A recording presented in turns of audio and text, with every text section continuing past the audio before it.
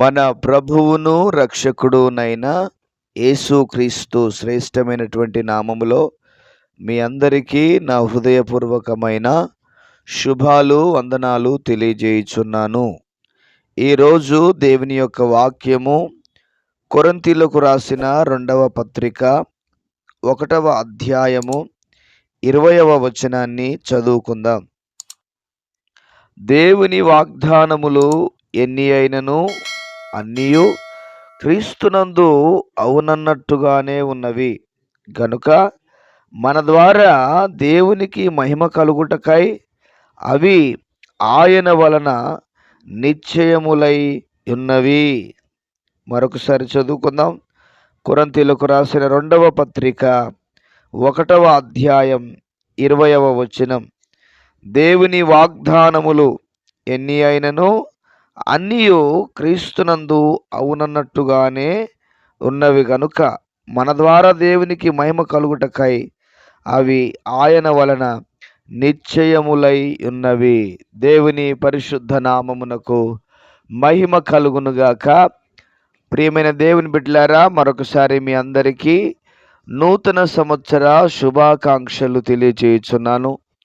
ఎట్టకేలకు మనమందరం కూడా నూతన సంవత్సరంలోనికి అడుగు పెట్టాము.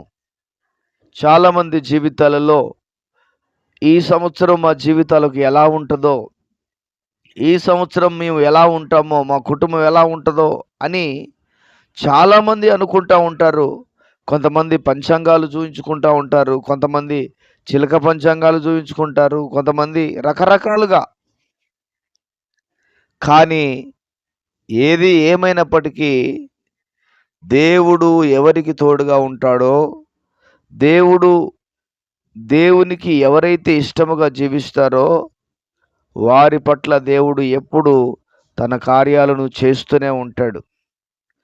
ప్రియులరా, అనేక సంఘాలలో రాత్రికాల సమయంలో అనగా ఈరోజు మొదటి జనవరి రోజున చాలామంది వాగ్దానాలు తీసుకుంటారు. వాగ్దానాలు చాలామంది తీసుకుంటూ ఉంటారు. అయితే ఆ వాగ్దానములు మాత్రమే కాదు దేవుడు మనకిచ్చేది, ప్రతి వాగ్దానము కూడా దేవుడు మనకిచ్చినదే. ఇప్పుడు చదువుకున్న లేఖన భాగంలో మనం చూస్తే వాగ్దానములు ఎన్ని అయినను అవన్నీ కూడా క్రీస్తునందు అవునన్నట్టుగానే ఉన్నాయి అని వాక్యం చెబుతుంది. అవును, ఈరోజు ఏదో నేను వాగ్దానం తీసుకున్నా కదా, ఇదొకటే నాకు అనుకుంటే పొరపాటు.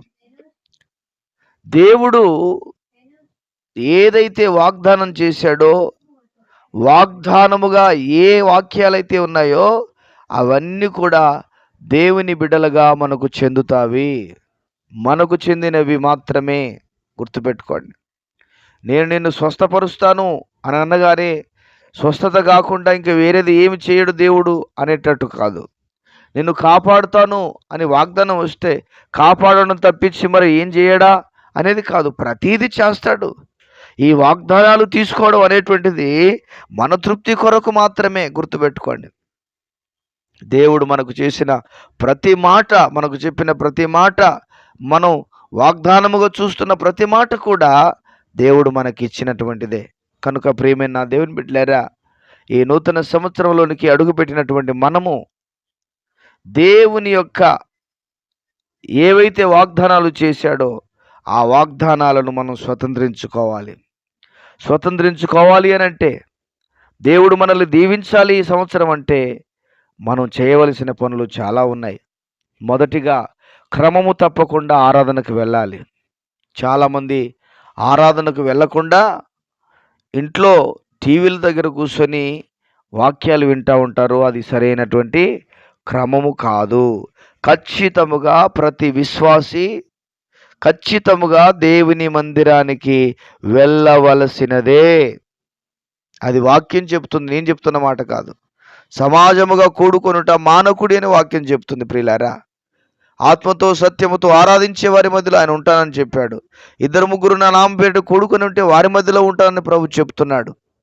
అంటే దేవుని మందిరములో మనం కూడుకొని ఉంటాము కాబట్టి మన మధ్యలో దేవుడు ఉంటాడు.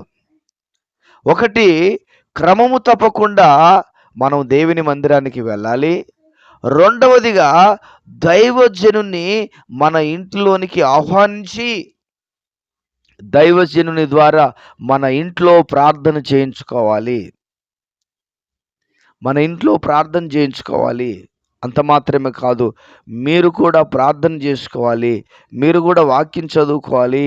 ప్రియమైన దేవుని బిడ్డలారా, మరొక ముఖ్యమైన మాట ఏమిటి అంటే, మీ కష్టార్జితములో దేవునికి 10వ భాగము ఇవ్వాలి. ఖచ్చితంగా 10వ వంతును ఖచ్చితముగా దేవునికి ఇవ్వాలి మనము.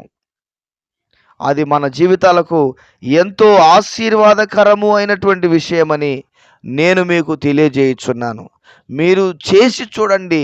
మీ జీవితాలలో ఒక ఘనమైన కార్యాలు, ఉన్నతమైన కార్యాలు దేవుడు జరిగించుతాడు. కనుక ప్రియమైన వారలారా, దేవుని బిడ్డలుగా ఉన్నటువంటి మనము ఈ నూతన సంవత్సరంలో దేవుని సన్నిధిలో నుండి మనం అనేక ఆత్మ సంబంధమైనటువంటి ఫలాలు, శరీర సంబంధమైన ఆశీర్వాదాలు మనం పొందుకోవాలి. ఏ కష్టమైనా, ఏ బాధ అయినా, ఏ సమస్య అయినా, ఏ ఇబ్బంది అయినా ప్రభు సన్నిధిలో మోకరించి ప్రభువుకు తెలియజెప్పుకుంటే దేవుడు ఖచ్చితంగా మన జీవితాలలో ఒక ఘనమైన కార్యాలను జరిగించగలిగిన శక్తిమంతుడు. వీరికి వారికి చెప్పుకునే బదులుగా దేవునికి చెప్పుకోవాలి, దైవ సేవకులకు చెప్పుకోవాలి. దేవుడు ఖచ్చితంగా అద్భుతమైన కార్యాన్ని జరిగిస్తాడు, ఆశ్చర్యమైనటువంటి కార్యాన్ని జరిగిస్తాడు. కనుక దేవుని వాగ్దానాలు ఎన్ని ఉన్నా అవన్నీ కూడా అవునన్నట్టుగానే ఉన్నాయి. క్రీస్తులో అవన్నీ కూడా అవునన్నట్టుగా ఉన్నాయి. కనుక మన జీవితంలో దేవుడు చేసిన మేలులకు రుణపడి కృతజ్ఞత కలిగి ప్రభు సన్నిధిలో మనం ముందుకు కొనసాగుదాము. ప్రభు సన్నిధిలో మనం ముందుకు నడుచుకుందాం. అటువంటి కృపను, భాగ్యాన్ని ప్రభు మనందరికీ ప్రసాదించునుగాక. Amen, amen, amen. ప్రార్థన. ప్రేమ కలిగిన తండ్రి, వందనాలు. విన్న వాక్యాన్ని మా వినికిడిలో దీవించండి.